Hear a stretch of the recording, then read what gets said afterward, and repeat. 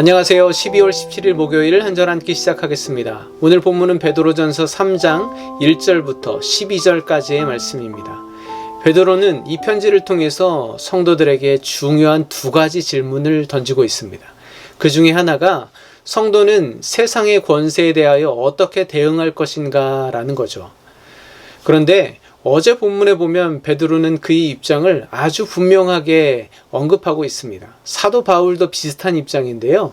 2장 13절에 보면 인간의 모든 제도를 주를 위하여 순종하라고 말합니다. 오늘 본문도 그러한 큰 주제 안에 그런 맥락 가운데 묵상해 보는 것이 좋습니다.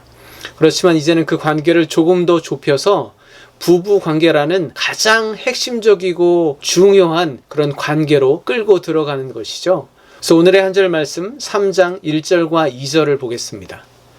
아내들아, 이와 같이 자기 남편에게 순종하라.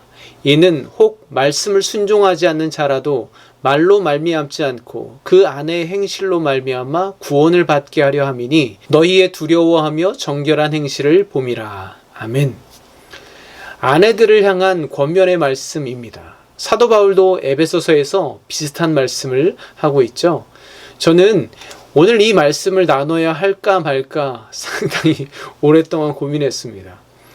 예전 어르신들, 목사님들은 잘 모르겠는데 요즘 저처럼 젊은 목사님들은 이 본문으로 말씀을 전하기가 상당히 부담스럽습니다. 왜냐하면 요즘 시대에 적용하기는 좀 맞지 않는 말씀이라고 그렇게 보는 경향이 있기 때문에 그렇습니다. 그래서 어떤 사람들은 이런 말씀은 요즘 시대에 맞게 성평등이라는 가치에 맞게 재해석되어야 된다라고 말하는 사람들도 있습니다. 그렇지만 우리가 분명히 알아야 할 것은 성경 말씀이 그 당시 문화적인 사회의 옷을 입고 있는 것은 맞지만 그 중심에 흐르는 본질과 가치는 결코 변하지 않는다는 것이죠. 그럼 오늘 말씀을 우리는 어떻게 읽어내야 할까요? 물론 아내가 자기 남편에게 순종하고 또 반대로 남편은 자기 아내를 귀히 여기고 사랑해야 하는 것은 동서고금을 막론하고 아주 일반적인 부부 관계에 있어서의 도리라고 할 수가 있겠습니다. 그런데 오늘 1절 말씀은 아내들아 이와 같이 라는 말로 시작합니다. 이와 같이, 즉 앞에서 말한 것처럼 인간의 모든 제도를 주를 위하여 순종해야 하는 것과 마찬가지로 그런 원리로 아내도 남편에게 순종해야 한다라고 베드로는 말하고 있는 것이죠. 남편이 비록 존중받지 못할 만한 사람일지라도 정말 남의 편 같고 그렇게 됨됨이가 되지 못하는 존재일지라도 그것과는 상관없이 남편에게 순종하는 것이 성도로서 지켜야 할 마땅한 성경적인 원리라고 말하고 있는 것입니다.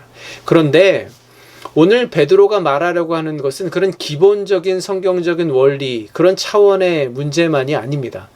왜냐하면 같은 1절 후반부에 보면 아내가 그렇게 남편에게 순종해야 하는 구체적인 또 다른 이유가 나오는데 그런 아내의 행실로 말미암아 남편이 구원에 이르게 하기 위한 것이라고 말하고 있습니다. 쉽게 말하면 믿지 않는 남편을 구원하기 위해서 남편에게 순종하라고 말하는 거죠. 베드로가 그렇게 말하는 데는 그럴 만한 이유가 있습니다. 그 당시에는 예수 그리스도의 복음이 보편적으로 전파되지 않은 상황이었죠. 우리나라 기독교 초기에도 그랬던 것처럼 대부분 남자들보다 여자들이 더 빨리 복음을 받아들였습니다. 그로 인해서 부부 관계에도 문제가 생기기 시작했습니다. 가부장적인 사회 속에서 아내가 남편이 믿는 종교를 따르지 않고 자기만 하나님을 믿는다고 하는 것은 결코 용납되기 힘든 그런 사회적인 구조였기 때문에 그렇다 보니까 기독교인인 아내들이 불신자 남편들에게서 핍박받는 경우가 많이 생겨나게 된 거죠. 대부분의 아내들은 그런 핍박을 인내하며 견뎌내야 했는데 어떤 사람들 같은 경우에는 남편의 정면으로 맞서기도 하고 또 어떤 경우는 이혼하는 사람들까지 생겨나게 됩니다. 그런데 그 당시 교회 내에서는 그래, 이제 곧 주님께서 재림하실 텐데 믿음을 지키기 위해서 차라리 이혼해라 라고 그렇게 부추기는 경우도 있었다는 거죠. 이에 대해서 베드로는 그것은 옳지 않다. 그리스도인 아내로서 결코 덕이 되지 못하는 행위이다 라고 오늘 말하고 있는 겁니다. 이 편지에서 베드로는 성도들은 거류민과 나그네라고 말하고 있죠. 그게 성도의 정체성이고 그런 삶의 방식으로 세상에서 살아가야 한다고 강조하고 있는 것입니다. 오늘 말씀도 나그네된 그리스도인 아내로서 부부관계와 가정 공동체에서 어떻게 살아내야 하는지를 베드로는 말하고 있는 것입니다.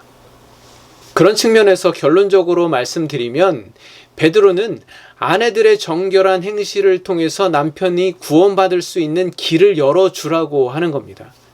그래서 그들도 이 세상에 안주하지 않고 하나님의 나라를 향해 걸어 나아갈 수 있는 나그네로 살아갈 수 있도록 기회를 주어라 라고 권면하고 있는 거죠. 저는 이 말씀을 비단 아내와 남편, 부부 관계라는 특정 관계로만 한정 지을 것이 아니라 이 세상 속에서 우리 그리스도인들의 삶의 방식과 자세가 어떠해야 하는지를 묵상해 보았습니다. 비단 가정뿐만 아니라 사회 제도나 국가 권위에 순종해야 하는 이유는 결코 우리가 그 권세에 맞서지 못할 정도로 열등한 존재이기 때문이 아니죠. 오히려 우리는 우리가 가야 할 길을 세상 속에 또 믿지 않는 사람들에게 보여주어야 하는 존재이기 때문입니다. 상상할 수 없는 핍박이 난무했던 로마 네로 황제가 다스리던 그 당시 국가의 권세에 순종하라고 말합니다. 아내들을 자기 소유물처럼 여기며 마음대로 대하던 그 가부장적인 사회 구조 그 속에서 남편들의 권위에 순종하라고 말합니다.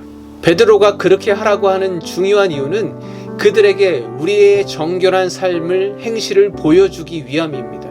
그들에게 우리가 가는 길이 어떤 길인지를 보여주기 위함입니다. 예수 그리스도의 구원의 길을 보여주기 위한 것이죠. 또한 한편으로는 그들과 맞서서 대항하고 거부하고 회피하느라 나그네된 우리의 삶을 온전히 살아내지 못하면 안 된다고 말하고 있는 것입니다. 어제 한절한끼 영상에 한 분이 이런 댓글을 남겨주셨습니다. 내가 걸어온 길을 뒤돌아보니 너무나 멀고 어떻게 살아왔는지 아득합니다. 눈물의 골짜기를 걸어왔지만 주님만 바라보고 왔기에 주님이 지켜주셔서 살아올 수 있음에 감사합니다. 그렇습니다, 여러분. 우리는 오늘도 길 위에 또 길을 걸어가고 있는 사람들입니다. 뿐만 아니라 주님과 함께 걷고 있는 이 길을 또한 우리의 믿음을 세상에 보여내야 하는 사람들입니다. 그것이 오늘 우리가 회복해야 할 우리의 정체성인 줄로 믿습니다. 기도하겠습니다. 하나님, 오늘 아내와 남편의 관계를 통해 세상 속의 우리 성도들의 모습을 묵상해 봅니다. 눈물 골짜기, 사망의 음침한 골짜기와도 같은 이 세상을 지나야 할 나그네된 우리의 행실을 통해 보여야 할 것이 무엇인지 다시 한번 깨닫게 하여 주시옵소서. 주님, 우리는 오늘도 길 위에 서 있는 자들입니다. 오늘도 걷고 있는 자들입니다. 세상이 우리가 어디로 향하는지 보고 있음을 기억하게 하시고 오늘도 주님 앞에서 세상 앞에서 정결한 삶을 살게 하여 주시옵소서. 예수 그리스도의 이름으로 기도합니다. 아멘. 여러분은 오늘도 혼자 걷지 않습니다. 우리 주님께서 동행하십니다. 내일 금요일에 다시 찾아뵙겠습니다. 감사합니다.